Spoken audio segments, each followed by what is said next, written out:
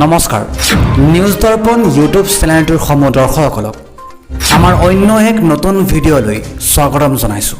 আজিৰ এই ভিডিঅ'ৰ জৰিয়তে অসমৰ লগতে ভাৰতৰ বিভিন্ন প্ৰান্তৰ পৰা বহুকেইটা গুৰুত্বপূৰ্ণ খবৰ আপোনালোকলৈ যুগুতোৱা হৈছে আৰু এই ধৰণৰ খবৰসমূহ নিতৌ চাই থাকিবলৈ আমাৰ চেনেলটোক ছাবস্ক্ৰাইব কৰি ভিডিঅ'টোত এটাকৈ লাইক কৰি আমাক উৎসাহিত কৰিবলৈ একেবাৰে নাপাহৰিব।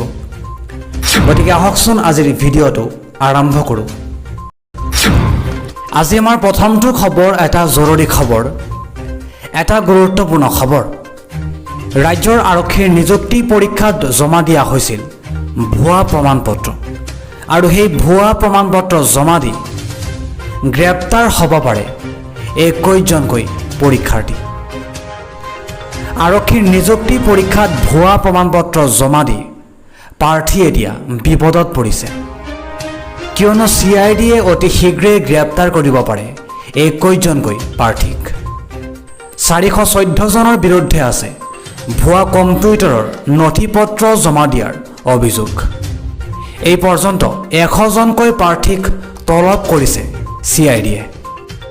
ইয়াৰে 64গৰাকী প্ৰাৰ্থীক এতিয়া জেৰা চলাইছে CIDয়ে। ইজনৰ পিছত সিজনকৈ গ্ৰেপ্তাৰ হোৱাৰ পূৰ্ণ সম্ভাৱনা। আৰক্ষীৰ AB আৰু UB পৰীক্ষাত ভয়ংকৰ জালিয়াতিৰ অভিযোগ উত্থাপন কৰা হৈছে প্ৰাৰ্থীৰ বিৰুদ্ধে। ৰাজ্যৰ কেইবাখনো জিলাত মাৰাথন জেৰা চলাইছে CIDয়ে।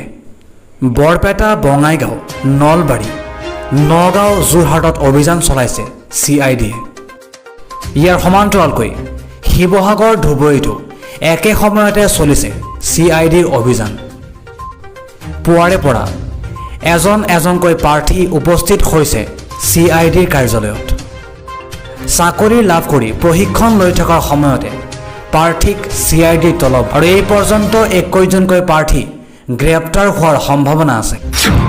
আজি আমাৰ পৰৱৰ্তী খবৰটো এক জৰুৰী খবৰ, এটা আজব ঘটনা, কিয়নো বিশ্বজুৰি চাঞ্চল্যৰ সৃষ্টি হৈছে এটা ঘটনাক কেন্দ্ৰ কৰি। দুই দেশৰ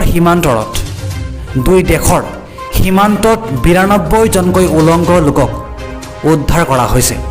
হয় দৰ্শকসকল, এক আজব খবৰ এই মুহূৰ্তত জনাবলৈ লৈছোঁ। বিশ্বজুৰি খলকনি লগাইছে এক বিশেষ খবৰে, যি খবৰে হতভম্ব কৰি তুলিছে মানৱ অধিকাৰ সংগঠনবোৰক। কিয়নো গ্ৰীচ আৰু তুৰ্কীৰ সীমান্তত উদ্ধাৰ কৰা হৈছে 92জনকৈ উলংঘ লোকক। চলিত সপ্তাহতেই গ্ৰীচ আৰু তুৰ্কীৰ সীমান্তত 92জনকৈ উলংঘ প্ৰব্ৰজনকাৰী সম্বন্ধে দুয়োখন দেশৰ মাজতে তোলপাৰ লগাইছে। লগতে দুয়োখন দেশকে সমানে এই ঘটনাৰ বাবে দোষাৰোপ কৰিছে ৰাষ্ট্ৰসংঘই। লগতে এনে ঘটনাক সভ্যতাৰ বাবে লজ্জাজনক বুলি আখ্যা দিয়া হৈছে। উল্লেখযোগ্য যে গ্ৰীক আৰক্ষীয়ে তুৰ্কী তথা তুৰস্কৰ উত্তৰ সীমান্তৰ ওচৰত উলংঘ অৱস্থাত উদ্ধাৰ কৰিছিল 92গৰাকী লোকক, যি আটাইকেইগৰাকী উলংঘ অৱস্থাত আছিল বুলি জানিবলৈ দিছে আৰক্ষীয়ে। তাৰে মাজৰ কিছুমান আঘাতপ্ৰাপ্ত আছিল বুলিও আৰক্ষীয়ে সদৰি কৰিছে। আৰক্ষীয়ে যদিও লোকসকলক উদ্ধাৰ কৰিছে, তথাপিও এই 92গৰাকীকৈ লোকে কেনেকৈ তেওঁলোকৰ কাপোৰ হেৰুৱালে সেয়া স্পষ্ট হোৱা নাই এই পৰ্যন্ত। ইউৰোপীয় ইউনিয়ন সীমান্ত সংস্থা ফ্ৰণ্টেক্স, গ্ৰীক আৰক্ষীয়ে আৰু বিষয়াসকলৰ এক অনুসন্ধানত প্ৰমাণ পোৱা গৈছে যে প্ৰব্ৰজনকাৰীসকলে তুৰ্কীৰ পৰা ৰবৰৰ টায়াৰৰ সহায়তে নদী পাৰ হৈ গ্ৰীক অঞ্চলত প্ৰৱেশ কৰিছিল।